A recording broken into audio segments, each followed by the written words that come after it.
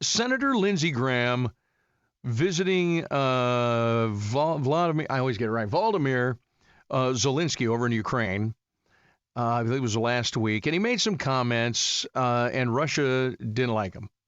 He said the Russians are dying. And then he was talking about the U.S. military assistance. Excuse me.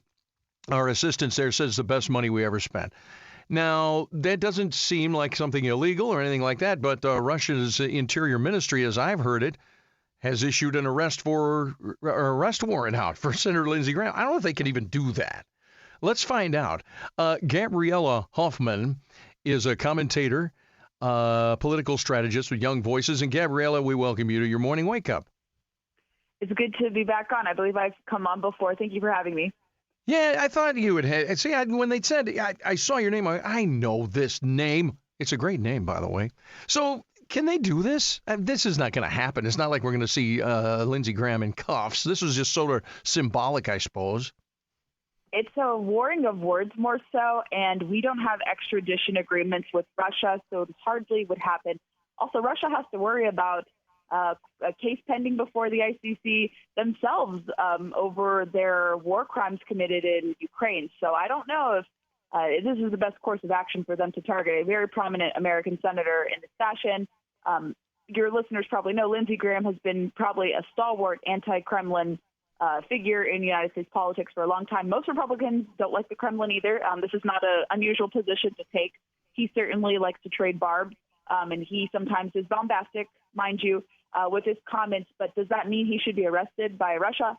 Heck no. I don't believe that. It would be crazy. Yeah, creepy is a good word there. I think he'd be wearing this as a badge of honor. I would be. You know what I mean? Look at that. Yeah. They want me arrested. How about that, huh?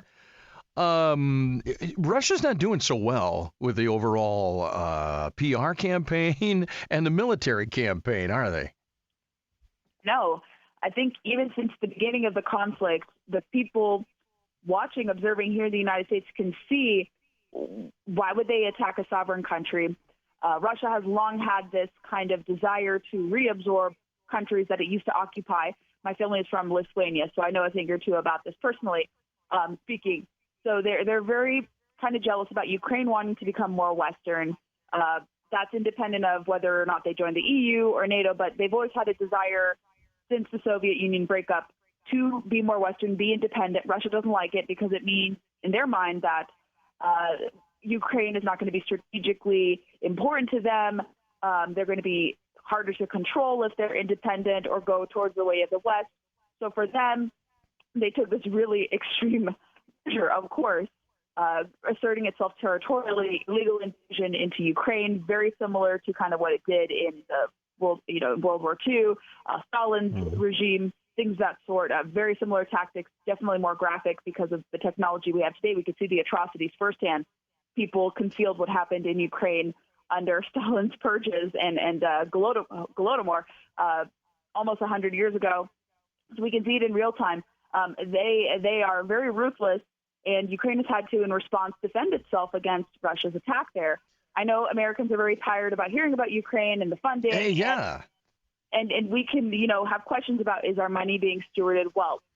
Is it the most money we're seeing spent in such a conflict like this? I don't think so. I think we've spent countless more billions of dollars elsewhere in different conflicts. That doesn't mean to say that, it's perhaps the best stewarding of money. But on the other side of the pendulum, others argue that if we spend a little bit now, it means and ensures there will be less problems in the future if Ukraine prevails over Russia. So I can see both arguments there. Even if you're kind of questioning about how the money is being stewarded, that shouldn't lead Americans to want Russia to succeed over Ukraine. That's a very wayward type of thinking. So it's a more nuanced approach you could take at the least. But even morally speaking, you do want to see a country like Ukraine prosper. I'm more concerned actually about Ukraine going into the arms of China and the CCP. I don't want that to happen. And I hope Lithuania and the other countries that are very skeptical of the CCP urge their friend Ukraine not to go down that path, because also Russia is working with China too. So it seems like a lose-lose situation. Either way you swing it. But yeah, Russia has had a trouble with PR. They're not doing themselves any favors, being very antagonistic towards the West, towards many countries, especially towards Ukraine.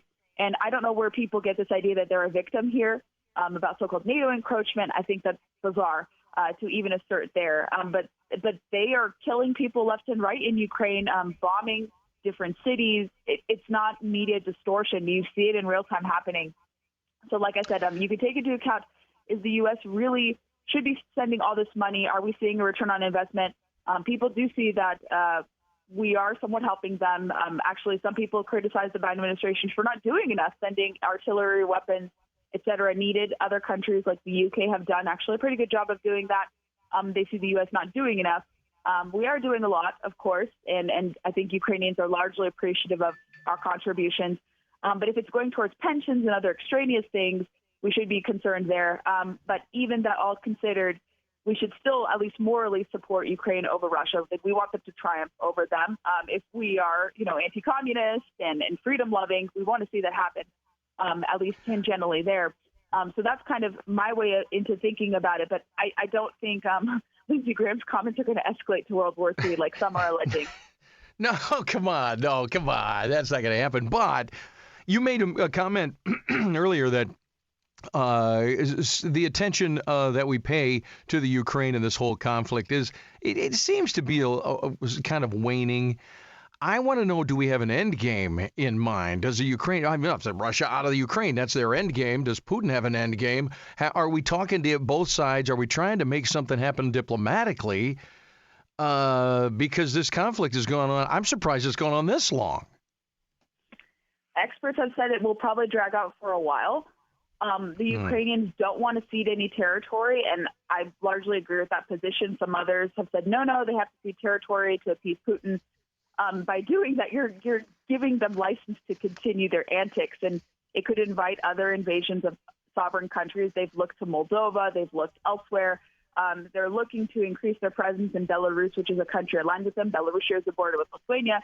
Personally speaking, I'm very concerned about that increase of armaments, gesturing towards Lithuania. The NATO summit is being held in Vilnius this year. I worry that some kind of machinations could happen there, not in Lithuania itself, but Russia could send some warning shots, maybe some more activity at the Belarusian border. So I don't know what the end game is here. Biden administration, I think, is in a position of weakness. When this conflict first started, he said, it's a minor incursion. So our administration has been very weak, I think, and they're not going to, I think, come about a way negotiating in a position of strength on behalf of Ukraine. Even though they claim they're anti-Russia, I don't know if they're actually going to bargain to the benefit of Ukraine, because they've had very kind of lukewarm and kind of back and forth opinions about Russia in the past, and they're not perhaps as strong against Russia today because they have very inconsistent opinions. They say, well, we don't like what Russia is doing in Ukraine, but we'll work with Russia to negotiate the Iran deal. Or we don't like Russia here, but we would love Russia to help us fight the climate change catastrophe. So they're very inconsistent about how they view Russia to me. So I don't think we would be in a position to negotiate something, but I don't think it would be a good exit from this conflict, because I don't think Ukraine would win and be in a good position, because they've been told you have to make all these concessions, even though Russia's the one who's the aggressor here and has to make concessions about pulling back troops, stopping the aggressive behavior, stopping the war crimes that are being committed to. Gabriella Hoffman, I with Young Voices, a political strategist, commentator, and all of that. The end game. I don't know. You were mentioning Russia looking at Belarus and other countries. I don't know. They can't get in through Ukraine. I don't know how they're going to get anybody else. They can't get this one done. But who knows what's in Putin's mind? I saw the headline where they wanted to arrest Lindsey Graham, and I just thought that was hilarious. I thought, come on, really? Rattle the saber a little more, why don't you? Hey, listen, Gabriella, we got to get going and get everybody updated on the news and ugly rumors here, but we appreciate your time. You're welcome back anytime. You're kind of fun. Sounds good. All right, see you later. 1320 WILS, Mike Austin. We'll be back in just a little bit.